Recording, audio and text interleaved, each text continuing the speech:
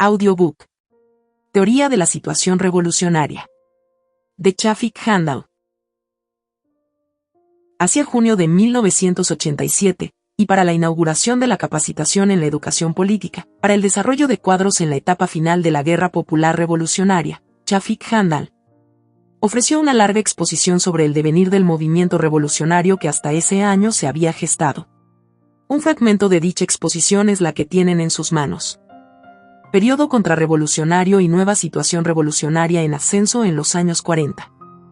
Esta burguesía empezó a levantar la voz señalando contradicciones con la política económica de Martínez.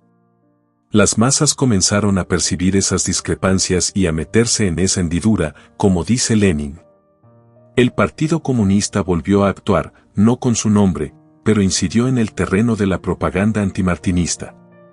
Por otra parte, en la Segunda Guerra Mundial, los yanquis hicieron alianza con la URSS contra los nazis y los fascistas, es decir, contra la alianza de Alemania, Italia, Japón, lo cual hizo surgir nuevo elemento. Se redujo la propaganda anticomunista internacional que llegaba al país y se intensificó la propaganda contra Hitler, Hirohito y Mussolini, mostrando aquellos regímenes como contrapuestos a la democracia.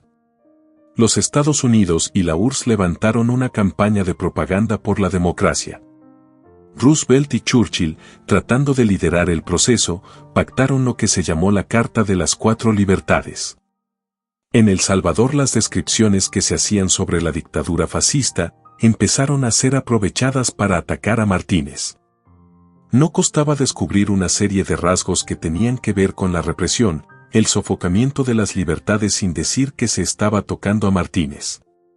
Sobre esa base se crearon organizaciones antifascistas, especialmente una organización de la juventud que entonces parecía no enfrentar al gobierno, sino funcionar en el contexto de la lucha antifascista mundial. El gobierno de Martínez estaba comprometido con el apoyo de los aliados alemanes y buscaba maña para ayudarlos, pero eso se le fue recortando. Por ejemplo, el abastecimiento de diésel a los hitlerianos fue descubierto por las masas. El combustible era llevado en latas como leche envasada, el transporte de la leche se hacía en mulas. Las mulas venían cargadas hasta la costa. Era muy raro, porque el movimiento natural era cargar la leche en la costa y trasladarla hacia la ciudad. Ese hecho empezó a despertar sospechas. Fue así como se descubrió. Los yanquis a su vez empezaron a presionar a Martínez. Se iba creando una situación para que las masas fueran actuando y se inventaron instrumentos de propaganda y agitación. Al principio, un poco eufemístico, un poco enmascarado, utilizando la lucha contra Hitler, pero para que la gente entendiera que la lucha era contra la dictadura de Martínez. Poco a poco fue derivando hacia una forma más franca de enfrentamiento y ya a comienzos de los años 1940, 1942 y 1943 empezó a tomar cuerpo un fuerte movimiento contra Martínez y a surgir un proceso de conspiración que abarcaba también al ejército. El partido, aunque no con el nombre de Partido Comunista, se destacó mucho en el trabajo de propaganda en el proceso de agitación, las pintas, las pegas y el reparto de volantes. En ese contexto se unificaron los grupos y se reconstruyó el Comité Central. Yo me detuve un poco en detallar esta situación para explicar qué pasó con la vanguardia después de 1932. En el proceso de la nueva situación revolucionaria, que se iba configurando y llegó a su punto más álgido en 1944, un año revolucionario de una excepcional intensidad, vale la pena señalar. Como un dato curioso, que antes del primer enfrentamiento contra la dictadura de Martínez no había huelgas, ni manifestaciones de masas, ni efervescencia callejera. Había un estado latente de agitación y de enfrentamiento contra la dictadura, pero no se expresaba en la calle. Cuando se produjo el alzamiento del 2 de abril de 1944, un domingo de Ramos, por cierto, alguna parte del ejército se había comprometido a entregar armas a las masas. Era un combate militar popular, en un plan en que participó el señalado sector de la burguesía y los comunistas sin rótulo también, todos alentados por una gran conspiración de lucha. Las masas fueron a los cuarteles a recibir las armas y combatieron durante 3 días, pero la insurrección fracasó y se desató una represión furiosa, fusilamientos de los participantes en el levantamiento, militares y civiles, matanzas en las calles. Se estableció la ley marcial, el toque de queda y se implantó el terror. En medio de esa reacción de terror represivo, el día 28 de abril, los estudiantes universitarios levantaron la consigna de la huelga general. Al revés de lo que suele suceder, que la huelga anteceda a la insurrección, aquí primero se produjo un levantamiento insurreccional. Se convocó a huelga general porque ya no se tenían armas. Los cuarteles habían caído en manos de la dictadura.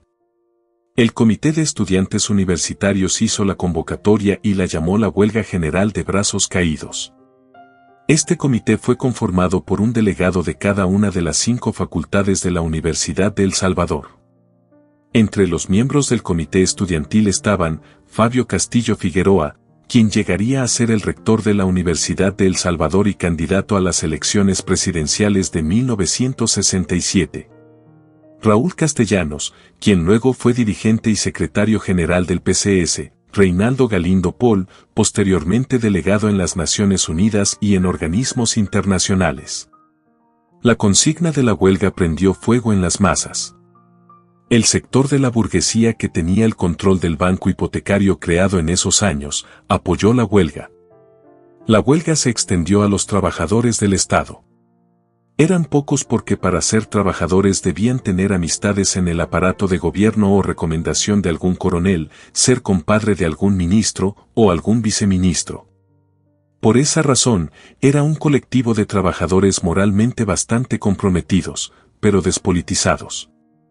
Cuando la huelga se extendió y ellos se vieron aislados y presionados, empezaron a preguntar quién iba a asegurar sus ingresos. Entonces, el sector de la burguesía jugó un papel importante, les dijeron, aquí hay dinero, les pagaremos los salarios. Así, en medio de la huelga, se iniciaron los puntos de pago de las quincenas a los empleados públicos en San Salvador. Uno de esos puntos de pago era el Parque Centenario. Se hizo un solo pago a una parte de los empleados y eso bastó para que todos terminaran de decidirse, ya que realmente estaban muy cercados por la presión popular. Era el último bastión que había que quitarle a la dictadura. Esta golpeó mucho durante la huelga, pero en el proceso de la misma empezaron a aparecer armas populares, explosivos, bombas incendiarias, así como los convoys del ejército que se movían en las calles. Estaba empezando un nuevo proceso insurreccional. Entonces Martínez renunció. Hizo una maniobra, dejó a su segundo en el cargo para que se aplacara lo del gobierno, y él se fue. En ese momento se produjo una situación que debemos conocer para profundizar en la teoría de la situación revolucionaria y el papel de la vanguardia.